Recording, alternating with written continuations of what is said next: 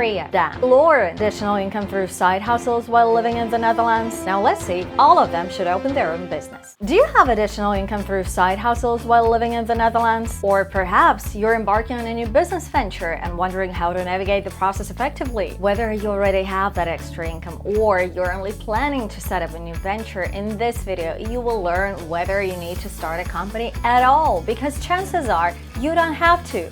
Let's start.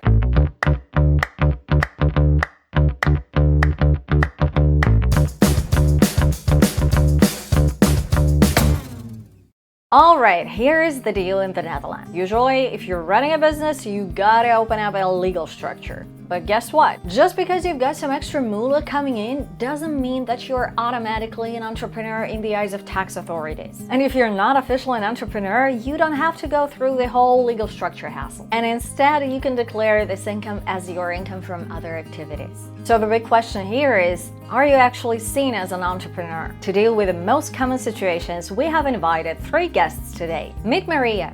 A gal moved to the Netherlands with her hobby, and her main gig is teaching English to her kids' classmates. But here's the kicker. She's stressing out about whether she needs to set up a business for the side hustle of hers. Our next guest is Dan. This coding wizard is employed full-time at a big IT company. So in his spare time, he's lending a helping hand to his buddy from Dubai with a cool startup venture. And now our coder friend is raking in some sweet moolah from it. In fact, it's almost matching his regular salary. But here's the kicker. He's getting a bit anxious about how to legitimize this income. Let's make his side hustle legal and worry-free. And we've got Lauren, and she's the ace baker. Lauren isn't working a regular job because her real passion is baking.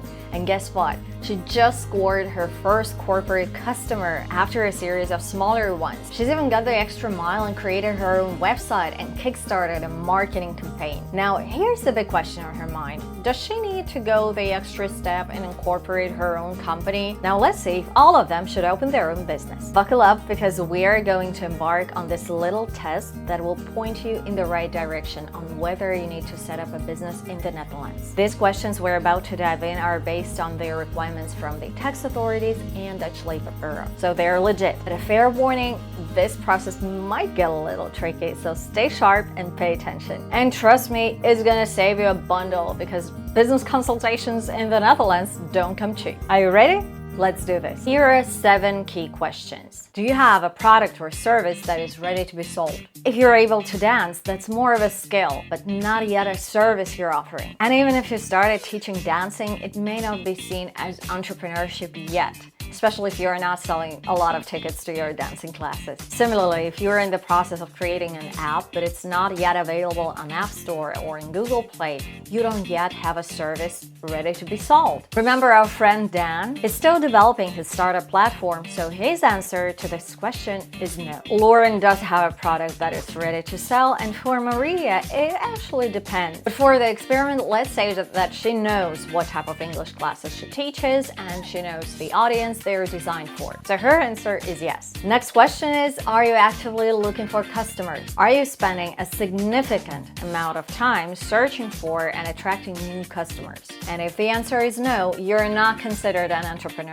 If you're offering English classes to your friends' children as a hobby, the tax authorities will not consider you an entrepreneur. And that's because you didn't actively seek out customers. Real customers officially are individuals whom you didn't know before and you didn't have a previous relationship with. They are people you attracted with marketing efforts. So Maria's answer to this question is no, because she's not actively looking for customers. Dan's answer is also no, because he's working for his friend. But Lauren's answer is yes. The next question, do you have regular revenue? And you might say, of course, I have money coming in. But having revenue from your services is a little bit more difficult. Having revenue means knowing your unit economics. You've got to know the cost of the services that you're providing and consciously establish a margin over it. You need to plan on getting revenue. For example, if you're an artist and you created 2 beautiful pictures for your friend for 10,000 euro I know that sounds weird, but you're not an entrepreneur in this case. And second important point, this income has to be irregular. Even though Maria is paid for her English classes, her income is not regular. After all, she's just trying to help her friends. Dan probably has revenue. And Lauren has been baking for a while now, so she definitely knows her expenses.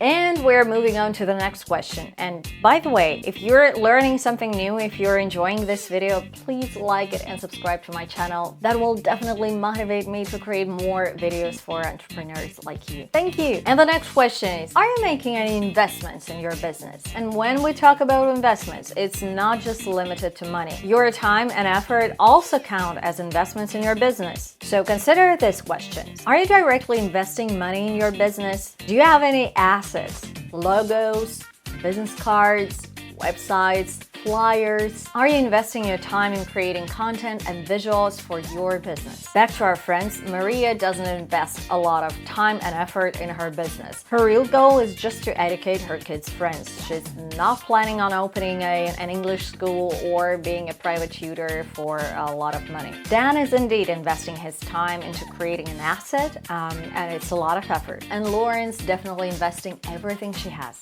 Next question.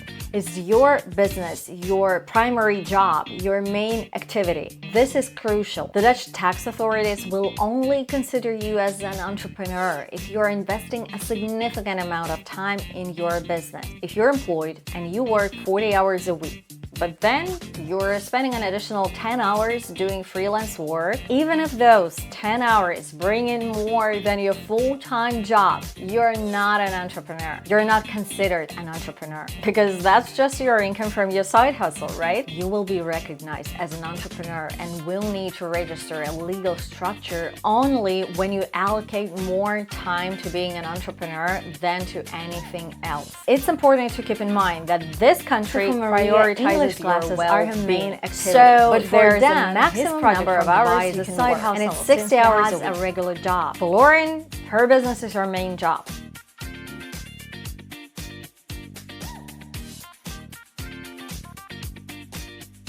Next question. Do you have multiple customers or clients? And here is the scenario.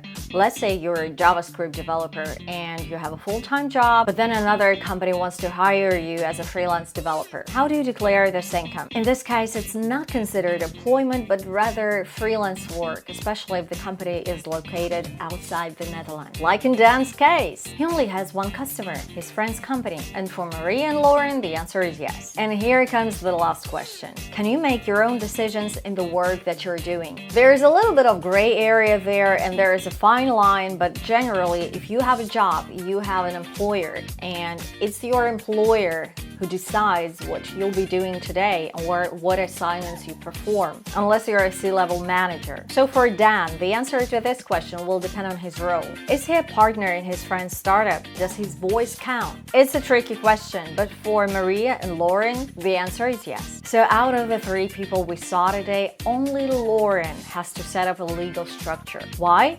Because from the point of Dutch authorities, Maria has a hobby. She's not looking for customers and she's not creating any assets in her business. She doesn't make any investment in her business. Even though it's her main source of income, it's still a hobby. And of course, that doesn't mean that she doesn't have to pay taxes. It's her income. She just doesn't have to set up a legal structure. Similarly, Dan is not considered an entrepreneur either. First of all, he doesn't have a product that is ready to sell. But more importantly, running his startup is not his main activity. He devotes 40 hours a week to his full-time job and then works another 20 hours for his startup. Additionally, this startup is registered in Dubai, so it's not in the Netherlands. And Dan, even if he wishes to become their employee in the Netherlands, they just can't do that. Lastly, it's unclear whether he has decision-making authority in the startup. But even if he does, his answer to the key question regarding his main activity is no. That's why Dan is a ghost employee. A ghost employee refers to the situation where you perform all the tasks and responsibilities of an employee, but you're not officially employed by the company. Instead, they have a different type of relationship with you, often as a sole proprietor or individual contractor. In such cases, the company can save on various employee benefits, and they also have the flexibility to pay you more. If your situation is similar to Maria's or Dan's, there's no need to set up a legal structure right now. But if you're more like Lauren, it's time to consider choosing a legal structure for your business. The two most common ones are EMZ and BV, and I'll explore all of them in our next video. So subscribe to the channel. Thank you so much for watching. I hope you learned something new today. And if this video was useful, like it and subscribe to the channel. I'm glad to see you here. Let me know if you have any questions in the comments. Thank you for watching. See you next week.